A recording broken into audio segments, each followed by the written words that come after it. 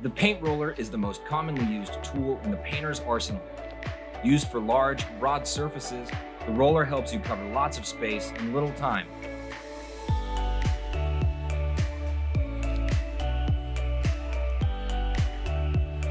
Use painter's tape to remove loose hairs and lint from your new rollers. Using a screen will control excess paint on your roller. This helps reduce drips and paint splatter on the surface. Overlap each stroke by a few inches to make sure the paint isn't drying unevenly and creating roller lines. We call this leaving a wet edge. Most importantly, always finish rolling in the same direction to ensure the paint is laid down in an even, uniform manner.